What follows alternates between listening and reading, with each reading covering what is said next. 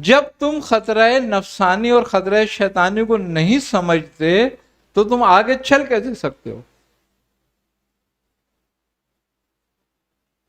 ابھی تو خطرہ ملکوتی باقی ہے.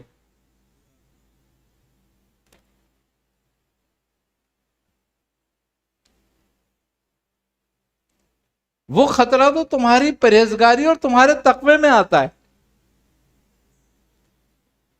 کہ جب تم متقی و پرہیزگار ہو جاتے ہو بے ریا، ہاں پھر آتا ہے وہ سامنے تمہارے. وہ تو بات کی بات ہے.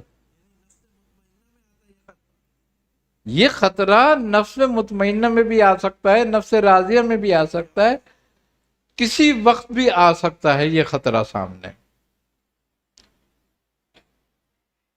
اور پھر خطرہ رحمانی اس کے بعد.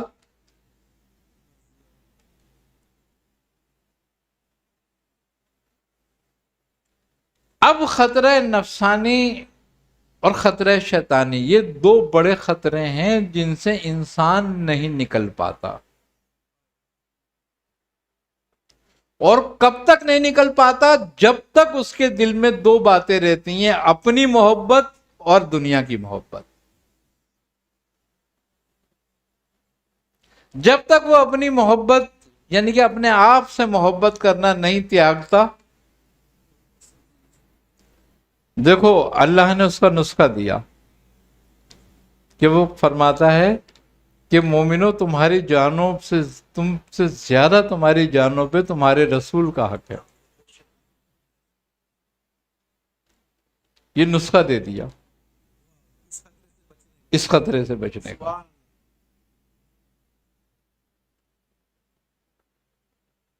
انسان چونکہ دنیا میں سب سے زیادہ محبت اپنے آپ سے کرتا ہے، اسے اپنی جان سے زیادہ کوئی چیز پیاری نہیں ہوتی. دیکھو نا کتنا مال و اسباب اس کو کماتا ہے، ساری عمر کماتا ہے، ساری عمر کماتا ہے، اکٹھا کرتا رہتا ہے، اکٹھا کرتا رہتا ہے، اور جب بیمار ہو جاتا ہے اور اس کو پڑھتا ہوتا ہے کہ میں مرنے والا ہوں تو کہتا ہے ساری دولت لے لو مجھے بچا لو. پھر وہ اس دولت کو خرچ کرتا ہے اپنی جان پر کہ میں بچ جاؤں.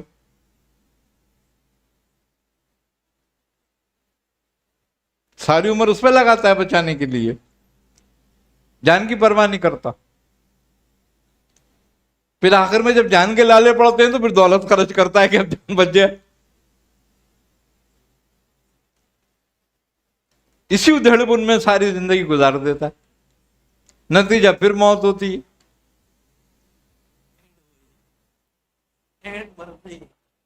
اینڈ موت ہی ہے.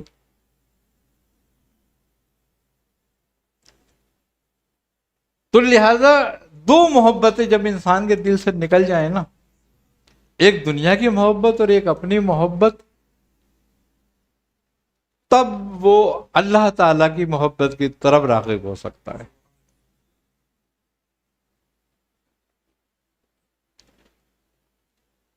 اپنی محبت نکالنے کا نسخہ ہے پیارے مصطفیٰ کو اپنی جان سے زیادہ پیار. جان سے زیادہ. دنیا کی محبت نکالنے کا کیا نسخہ ہے؟ دنیا کی محبت نکالنے کا نسخہ موت ہے. موت کو یاد رکھے، ہر کام سے پہلے اپنی موت کو یاد کر لے.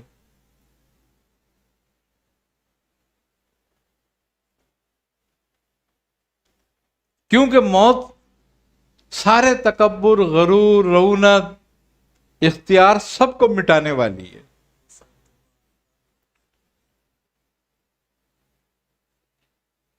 اس لیے فرمایا کہ مر جاؤ مر جانے سے پہلے، موت قبل موت.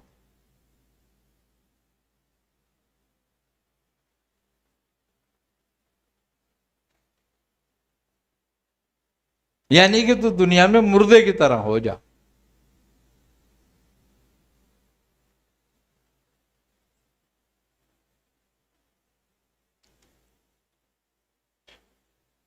انسان جو پہنتا ہے، جو کھاتا ہے، جو کماتا ہے، وہ صرف اور صرف اپنے لیے ہوتا ہے. اس کا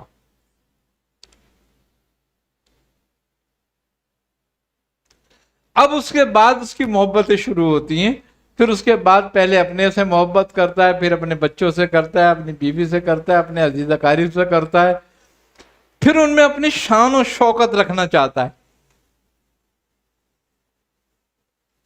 پھر ان میں اپنی گردن اونچی رکھنا چاہتا ہے، جس کا نتیجہ مال و اسباب کے ذریعے رکھا جا سکتا ہے. اور پھر مال و اسباب اکٹھا کرنے کے لیے وہ ظلم بھی کرتا ہے، زیادتی بھی کرتا ہے، حرام بھی کماتا ہے، سب کو بھول جاتا ہے. پھر وہ تمام قانون وہ بھول کے اپنا کام کرتا ہے، اور اسی امید پہ لگا رہتا ہے کہ کر لو پھر معافی مانگ لیں گے، توبہ کر لیں گے.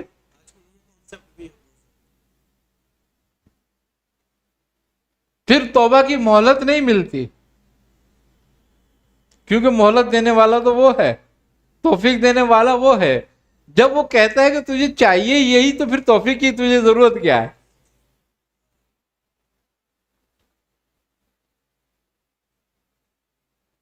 بھئی تو مجھے چاہتا تو میں توفیق بھی دیتا.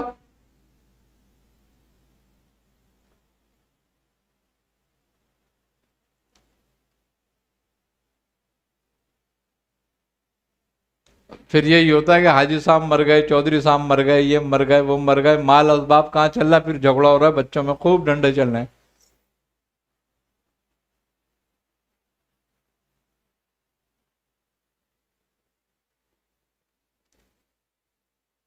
جواب بھی دینا پڑ رہا ہے.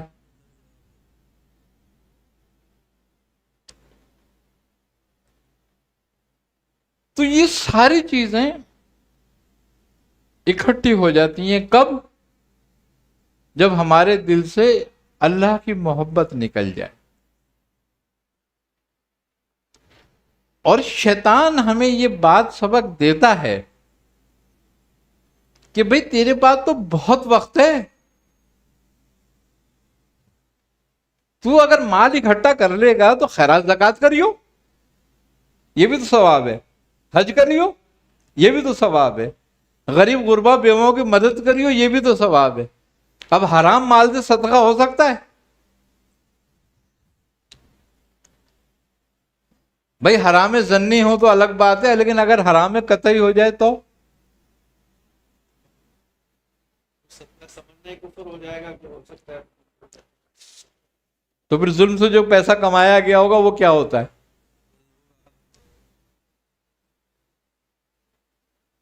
اس سے حج ہو جائے گا. تو نتیجہ یہی گمراہی ہوتی ہے کہ اس کو شیطان یہی کہتا ہے کہ تجھے تو ابھی مہلت ہے، بہت ٹائم ہے،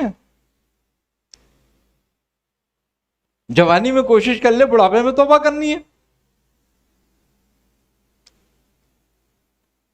لیکن یہ لت ایسی ہے جیسے کسی کو ہیروئن کا نشہ لگتا ہے نا، وہ چوری کرے، ڈاکہ مارے، کچھ بھی کرے،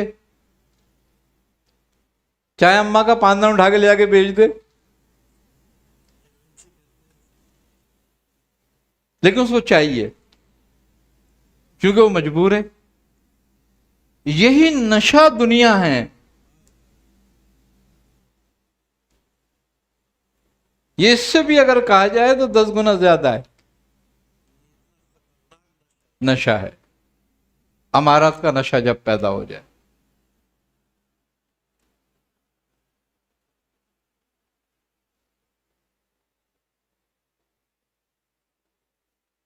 اور جب نشہ پیدا ہو جاتا ہے نا،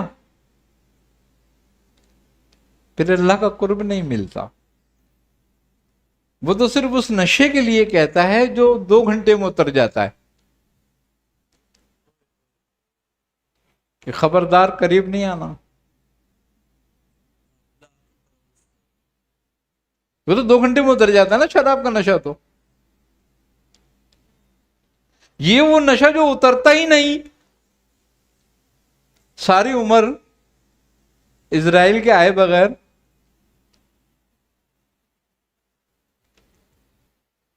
تو پھر قرب کیسے ہو جائے گا؟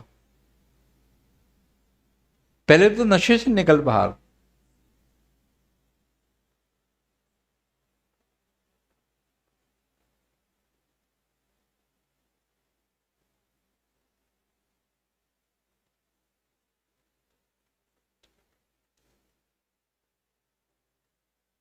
بات یہ ہے کہ جو لوگ یہ چاہتے ہیں کہ ہم صراط مستقیم پر قدم رکھیں،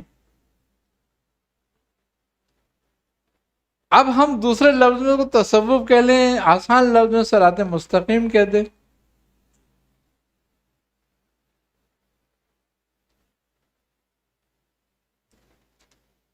تو وہ سارے نشوں سے اتر کر آئے، نکل کر۔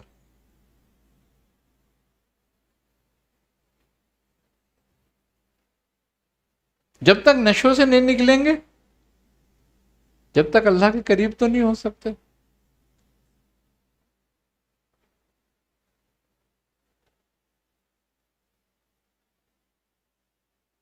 کیوں اولیاء اللہ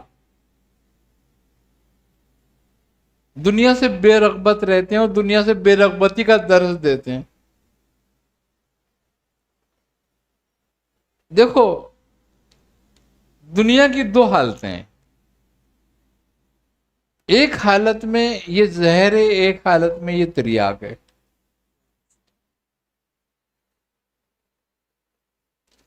اگر اس کی محبت غلبہ کر جائے تو یہ زہر ہے، اور اگر اس میں یہ بات سمجھ آ جائے کہ یہ مہلت دی گئی ہے ہمیں اس کی محبت کے لیے، تو یہ تریاک ہے۔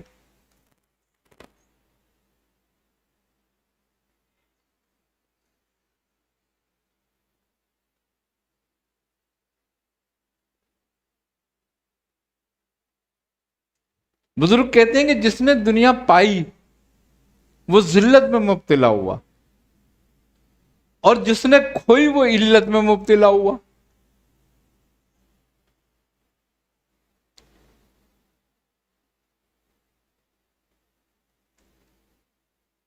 دنیا کھونی بھی نہیں ہے اور دنیا پانی بھی نہیں ہے،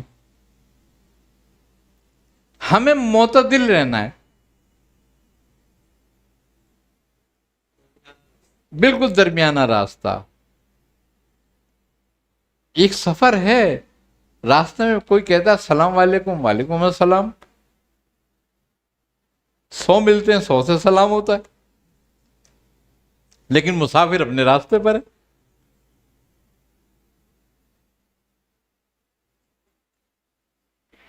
تو دنیا کی حالت جس کے لیے ایسی ہو وہ کامیاب ہوتا ہے دنیا۔